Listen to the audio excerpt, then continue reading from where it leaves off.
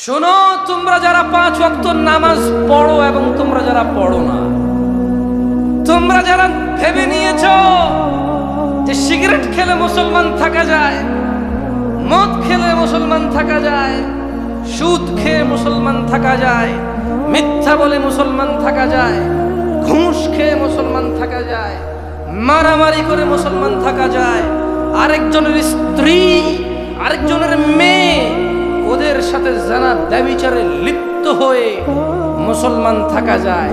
তোমরা জেনে রাখো, নামাজ না পড়ে মুসলমান থাকা যায় না। তোমরা জেনে রাখো, নামাজ না পড়ে মুসলমান থাকা যায় না। ভাগ্য আমাদের অনেক ভালো যে আমাদের আলেম ওলামারা এখনো তোমাদের পরোয়া করে, আমাদের বক্তারা এখনো তোমাদেরকে ভালোবেসে নরম সুরে বোঝায়। তোমাদের ভাগ্য অনেক ভালো, তাই তোমরা এখনো নিজেকে মুসলিম মনে করো। তবে আমি একটু ভিন্ন লোক, আমি তাই বলবো একজন বেনামাজিকে যা মুস্তাফা সাল্লাল্লাহু আলাইহি সাল্লাম বলেছে। যদি জামশেদ মজুমদার কিছু বলে সেটা তোমরা বাদ দাও, ফেলে দাও। যদি মুহাম্মদ সাল্লাল্লাহু আলাইহি সাল্লাম বলে মেনে নেবে তো? মুহাম্মদ সাল্লাল্লাহু আলাইহি সাল্লাম বললে মেনে নিবে? আসসালামু আলাইকুম ওয়া রাহমাতুল্লাহি ওয়া বারাকাতুহু। আলহামদুলিল্লাহ, ইন্নাল হামদালিল্লাহি নাহমাদুহু ওয়া নাস্তাঈনুহু ওয়া নাস্তাহদিহি ওয়া নাউযু বিল্লাহি মিন শুরুরি আনফুসিনা ওয়া মিন সাইয়্যাতি আমালিনা।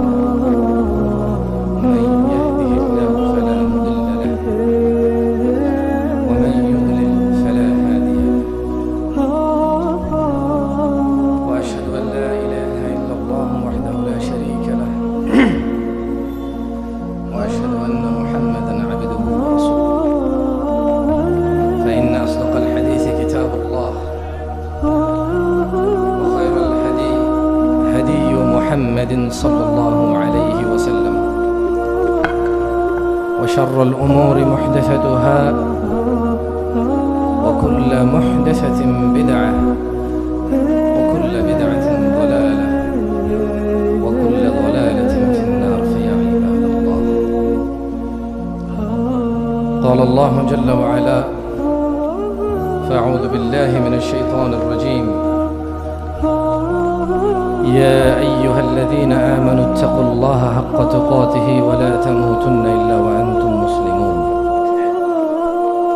وقال الله جل وعلا: فأعوذ بالله من الشيطان الرجيم بسم الله الرحمن الرحيم: يا أيها الناس اتقوا ربكم الذي خلقكم من نفس واحدة وخلق منها زوجها وبث منهما رجالا كثيرا ونساء واتقوا الله الذي تساءلون به والأرحام إن الله كان عليكم رقيبا. وقال الله جل وعلا: فأعوذ بالله من الشيطان الرجيم بسم الله الرحمن الرحيم: يا أيها الذين آمنوا اتقوا الله وقولوا قولا سديدا يصلح لكم أعمالكم ويغفر لكم ذنوبكم ومن يطع الله ورسوله فقد فاز فوزا عظيما. প্রশংসা আল্লাহ তাআলার, যিনি মানুষকে সৃষ্টি করে দুটি পথ দেখিয়েছে, একটি মুক্তির ও একটি আযাব ও গজবের। যিনি মানুষকে সৃষ্টি করে এভাবেই ছেড়ে দেয়নি। মানুষের জন্য স্নেহময়ী মা, বটবৃক্ষের মতো ছায়াদাতা পিতা, আত্মীয় স্বজন ও পৃথিবীতে বেঁচে থাকার নানা সহজ উপকরণ দিয়ে এই পৃথিবীতে প্রেরণ করেছে। আমরা সকলে আলহামদুলিল্লাহ। অসংখ্য দুরূদ ও সালাম নাজিল হন মুস্তাফা সাল্লাল্লাহু আলাইহি ওয়াসাল্লামের উপর, যিনি উম্মতে মুহাম্মদকে প্রত্যেক ওই বিষয়ে নির্দেশ দিয়ে গেছেন যা উম্মতে মুহাম্মদকে জান্নাতমুখী করে। যিনি এই পৃথিবীর মানুষকে প্রত্যেক ওই বিষয়ে সতর্কের নির্দেশ দিয়েছেন যা মানুষকে জাহান্নামমুখী করে। অসংখ্য দুরূদ ও সালাম নাজিল হন ওই মুস্তাফা সাল্লাল্লাহু আলাইহি ওয়াসাল্লামের উপর, যার উম্মত হিসেবে আমরা একত্রিত হয়েছি এই মাঠে। অসংখ্য দুরূদ ও সালাম নাজিল হন হাসান ও হুসাইনের নানার উপর, ফাতিমাতুয যোহরা রাদিয়াল্লাহু তাআলা আনহার আব্বার উপর, আলী রাদিয়াল্লাহু আনহুর শ্বশুরের উপর। অসংখ্য দুরূদ ও সালাম নাজিল হন এই পৃথিবীর শত শত উম্মতে মুহাম্মাদি যারা মুহাম্মদ সাল্লাল্লাহু আলাইহি ওয়াসাল্লামের অপমানে জীবন দিতে প্রস্তুত এবং ওনার সুনামে জীবনকে নিয়োজিত করতে প্রস্তুত। অসংখ্য দুরূদ ও সালাম নাজিল হন ওই নবীর উপর যিনি রাহমাতাল লিল আলামিন, যিনি ইমামুল আম্বিয়া ইমামুল মুরসালিন। আল্লাহুম্মা সাল্লি আলাইহি আল্লাহুম্মা বারিক আলাইহি। প্রশংসা কার? সাতক্ষীরাবাসী। কে যিনি আসমান থেকে বৃষ্টি দিয়ে পৃথিবীর জমিনকে উর্বর করে ফসল ফলানোর মতো উপযোগী করে? কে যিনি আমাদের জিহ্বা দিয়েছে স্বাদ গ্রহণের? কে যিনি পেট দিয়েছে খাবার দাবার স্টক স্টোরেজ করার? কে যার কাছে আমরা প্রত্যাবর্তন করব? তিনি কে? তিনি কে যার ইবাদতে কোনো শরীক নেই? তিনি কে যিনি আমাদের সবকিছুর হিসাব নিতে সক্ষম? আলহামদুলিল্লাহ। কলারোয়াবাসী, প্রথমে বলে নেই, আমার খুব বেশি একটা গোছালো কথা আমি বলতে পারি না। প্রত্যেক মাহফিলে আমি দেখি অতিথিরা খুব সুন্দর করে, যারা মাহফিলের আয়োজন করে তাদেরকে খুব সুন্দর করে সম্বর্ধনা দেয়। তো আমার ওই বিষয়ে একটু জ্ঞান কম। আমি মাহফিল শুরু করলে আল্লাহর আয়াত পড়ে আল্লাহর প্রতি শুকরিয়া আদায় করে রাসূলের প্রতি দুরূদ করে শুরু করে দেয়। তাই মাহফিল যারা কষ্ট করে আয়োজন করে তাদের ব্যাপারে তেমন কিছুই আমার বলা হয়ে ওঠে না। গত পুরো বছর ওয়াজ করেছি, এভাবেই ছিল। নিজের কাছে একটু লজ্জা লাগছে, তাই যদিও আমি গুছিয়ে বলতে পারবো না, তবে যারা দিন প্রচারে অক্লান্ত পরিশ্রম করে, যারা মানুষকে দিন শিখাতে, দিনের কথা শোনাতে অক্লান্ত পরিশ্রম করে এই ধরনের একটা আয়োজন করে অজপাড়া গায়ে, আল্লাহ তাদের উপর রহমত। তাদের ওই দাওয়াতে যারা বিভিন্ন গ্রাম অঞ্চল থেকে এসে উপস্থিত হয় ইসলামের দাওয়াত নিতে, আল্লাহ তাদের উপর রহমত। এটা ভিন্ন কথা, মাহফিল কমিটির অনেকেই মানুষকে ধর্ম শিখাতে চায়, নিজে শিখতে চায় না। এটা ভিন্ন কথা, মাহফিল কমিটি নামাজ নিয়ে ওয়াজ করতে বলে নিজে ঈশান নামাজ পড়ে না, কে আসছে কে যায় নাই, কে আসে নাই সেটার খেয়ালে ব্যস্ত থাকে। এটা ভিন্ন কথা, মাহফিল কমিটি চায় পৃথিবীর সবাই ভালো হয়ে যাক, ওনার দাঁড়িয়ে রাখার দরকার নেই। এটা ভিন্ন কথা, মাহফিল কমিটি চায় সবাই সুদ ঘুষ ছেড়ে দেখ, ওনার নাপিতের দোকান চলুক, লোনের বিজনেসে চলুক। এটা ভিন্ন কথা, মাহফিলের প্রধান অতিথি প্রধান বক্তাকে নিয়ে আসবে পৃথিবীর সবচেয়ে পরিচিত মানুষকে, এই আশায় মাহফিল করে।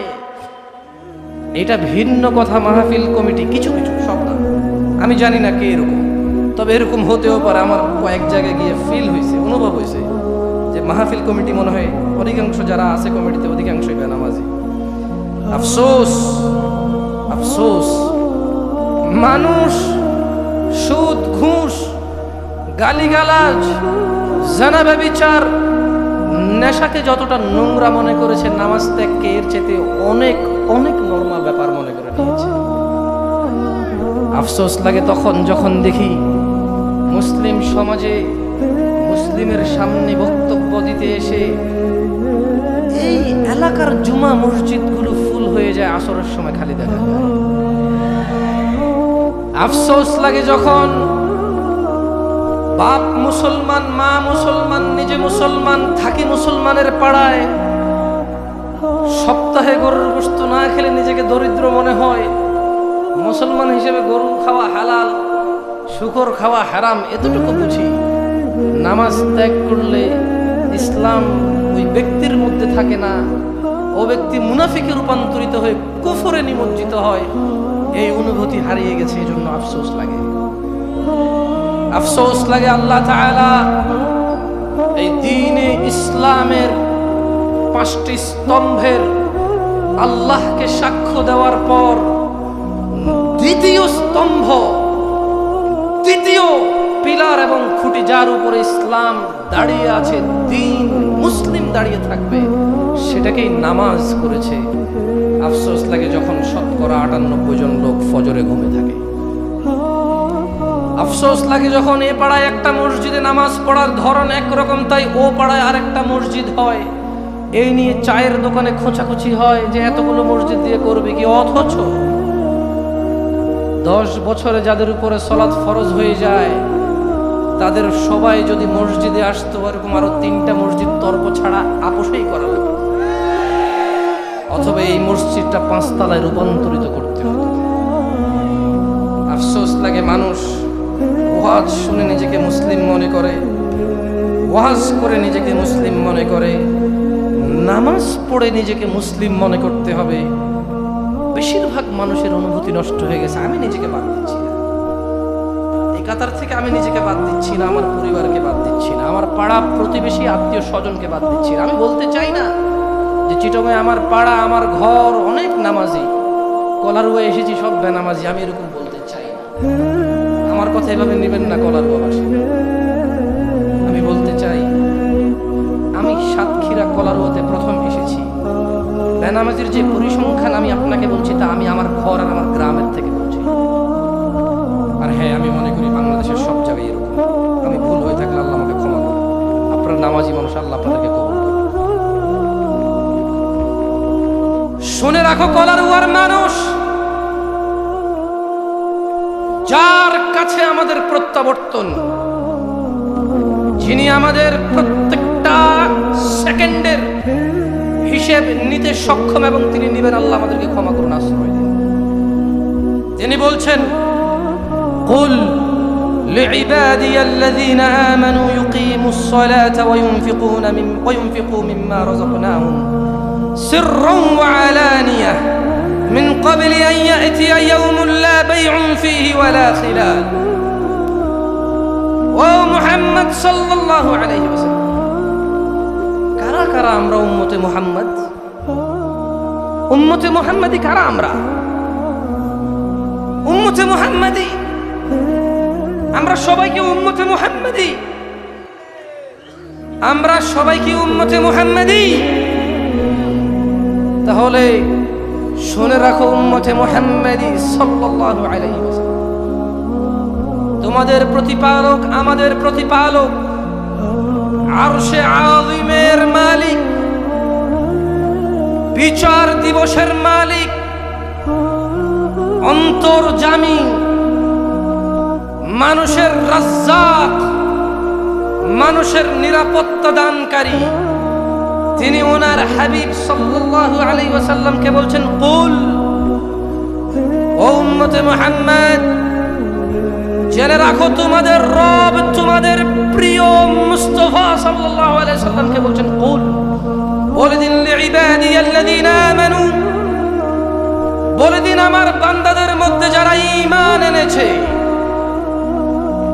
ইউকিমুস সালাতা ওয়া ইউনফিকু মিম্মা রাযাকনাহুম সিররান ওয়া আলানিয়া, এদেরকে বলে দিন যারা ঈমান নিয়ে এসেছে সালাত কায়েম করতে বলে দিন, এবং আমি রব তাদেরকে যে রিজিক দিয়েছি সেখান থেকে ব্যয় করতে বলুন, গোপনে ও প্রকাশ্যে। আল্লাহ তাআলা ওনার মুহাম্মদ হাবিব সাল্লাল্লাহু আলাইহি সাল্লামকে বলছেন, এদেরকে বলে দিন, যদি ঈমান আরো সত্য দাবি করো তাহলে সালাত প্রতিষ্ঠিত করো, নামাজ কায়েম করো এবং দান করো প্রকাশ্যে, যেটা মানুষের চোখে আসে, তবে মানুষ দেখিয়ে নয়। দান করো গোপনে, যেটা মানুষের চোখে আসে না। কতদিন পূর্বে? মিন ক্বাবলি আন ইয়াতিয়া ইয়াওমুন লা বাইউন ফীহি ওয়ালা খিলাল। দান করো প্রকাশ্যে গোপনে, নামাজ কায়েম করো ওই দিন আসার আগে, যেই দিন কোনো বেচা কিনা থাকবে না, বন্ধুত্ব থাকবে না। ইয়া শিবাব, যুবক তোমার বন্ধু বৃদ্ধে উপনীত হয়েছে, একজন সরকারি চাকরি থেকে রিটায়ার্ড হয়েছে, আরেকজন গ্রামের কৃষক বন্ধু শহর থেকে চলে আসবে, কারণ গ্রামে তার কৃষক বন্ধু আছে বড়। যুবক সাতক্ষীরা সদরে পড়বে না, কলারুয়া প্রাইমারিতে পড়বে, কেন? ওর বন্ধু বান্ধব সব এখানে। ঢাকা যেতে চাচ্ছে না কেন? সাতক্ষীরা সদরে ওর বেড়ে ওঠা, ওখানেই ওর স্কুল কলেজের বন্ধু বান্ধব।